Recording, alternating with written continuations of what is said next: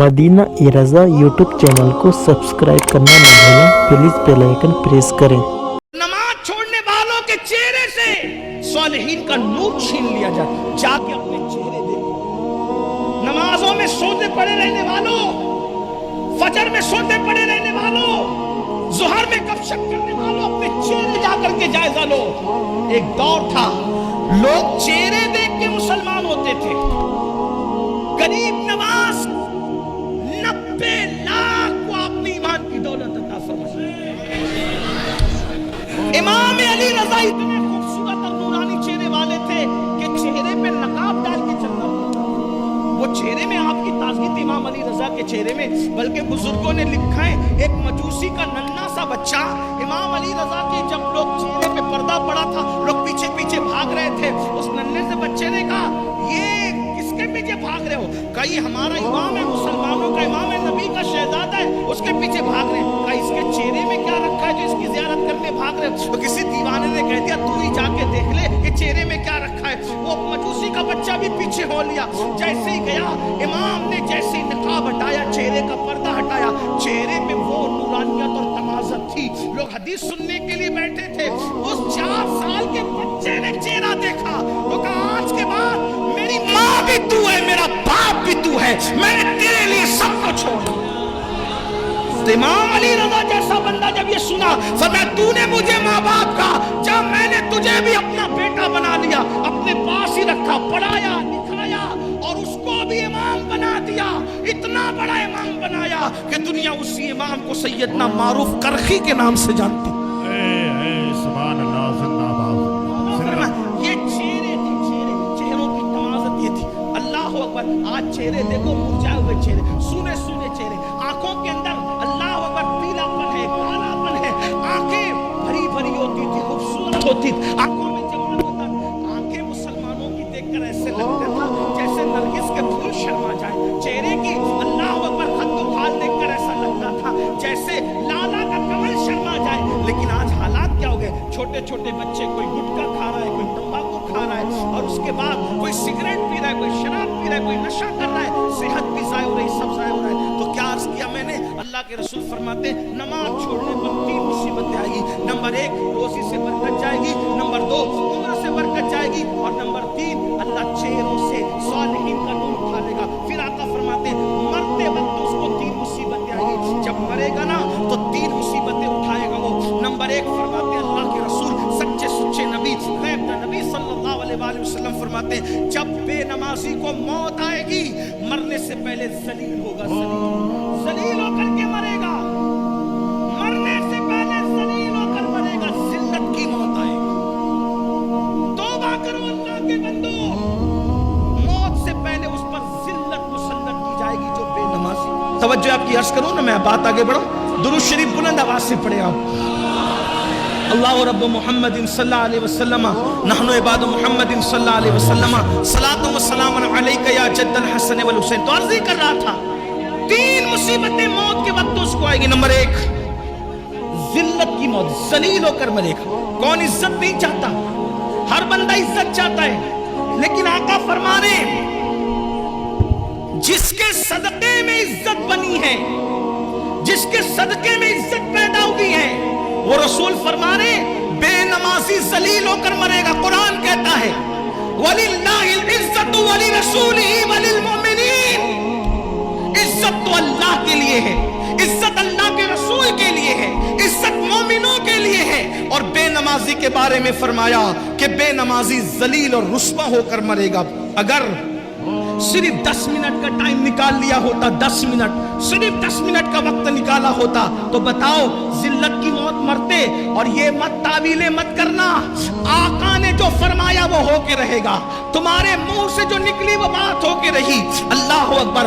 नमाज पढ़ोगे, नमाज की पाबंदी करोगे तो जिल्लत की मौत नहीं आएगी, बल्कि इज्जत की मौत आएगी। इंशाअल्लाह इज्जत से जाओगे, बल्कि अल्लाह वो इज्जत देगा कि जमीन के ऊपर लोग इज्जत करेंगे, और जब कब्र में जाओगे तो फरिश्ते तुम्हारी इज्जत करते नजर आएंगे। मेरे इमाम कहते हैं नकीरैन करते हैं ताज़ीम मेरी, नकीरैन करते हैं ताज़ीम मेरी, फिदा हो के तुझ पे ये इज्जत मिल ملی ہے تو اس ذلت کی موت مرے گا بے نمازی. صرف 10 منٹ کا وقت نکالو, ذلت سے بچ جاؤ, ذلیل ہونے سے بچ جاؤ, ذلت کی موت سے بچ جاؤ. نمبر 2, آقا ارشاد فرماتے ہیں بے نمازی کو موت کے وقت جو دوسری مصیبت آئے گی, یہ اللہ اس پر اتنی بھوک مسلط کرے گا, اتنا بھوکا کر دے گا اللہ اس کو کہ اگر وہ دنیا کی کوئی بھی چیز کھا لے اس کی بھوک نہیں مٹائی جا سکتی. یعنی وہ بھوکا مرے گا, بھوکا. بے نمازی بھوکا مرے گا, اس پہ بھوک مسلط کی جائے گی. دوسری مصیبت. نمبر 3, تیسری مصیبت, اللہ اس پر اتنی پیاس مسلط فرمائے گا, اتنی پیاس کہ اگر اس کو بزرگوں نے فرمایا 7 سمندروں کا پانی بھی اس کے منہ میں ڈال دیا جائے تو بھی بے نمازی کی پیاس نہیں بجھ سکتی. 7 سمندروں کا پانی کہاں, قطرہ قطرہ سکرات میں لوگ پانی پلا رہے ہوں گے, اور اللہ اتنی پیاس مسلط کرے گا, اللہ اکبر, تو بے نمازی ذلیل ہو کر مرے گا, بے نمازی بھوکا مرے گا, بے نمازی پیاسا مرے گا. 3 مصیبتیں اس کو مرتے وقت آئے گی. میرے بھائیوں, پھر درد دل کے ساتھ کہتا ہوں, اپنا بھلا چاہ لو, اپنی خیر چاہ لو. صرف 10 منٹ کا ٹائم نکالنا ہے, ایک دن میں 24 گھنٹے میں صرف 50 منٹ کا وقت دینا ہے, 50 منٹ نکالنا ہے. اللہ کے بندو, آج سے پہلے نماز سے دور رہے ہو, آج سچی توبہ کر لو, جلدی سے مسجدوں کے قریب آ جاؤ. اپنے مسائل کا حل, کل بھی مسجدوں میں تھا, آج بھی مسجدوں میں ہے, کل بھی مسجدوں میں رہیں گے. سجدے کو کیا سمجھتے ہو؟ پھر میرے آقا فرماتے ہیں بے نمازی جب قبر میں جائے گا تو قبر میں اس پر 3 مصیبتیں آئے گی. اللہ اکبر.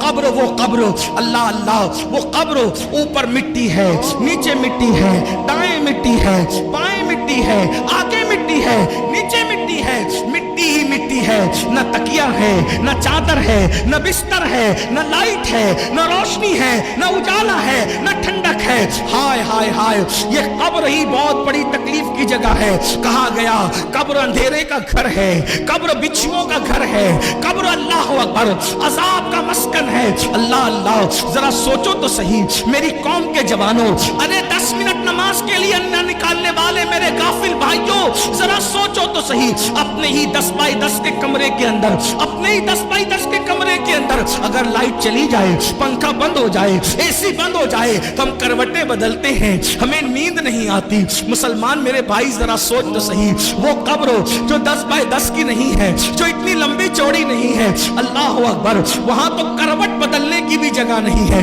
اللہ اللہ, وہاں نہ اپنے نسب دیکھے جائیں گے, نہ وہاں اپنی ڈگریاں دیکھی جائے گی, نہ وہاں اپنی برادریاں دیکھی جائے گی, نہ وہاں اپنا کھان پان دیکھا جائے گا.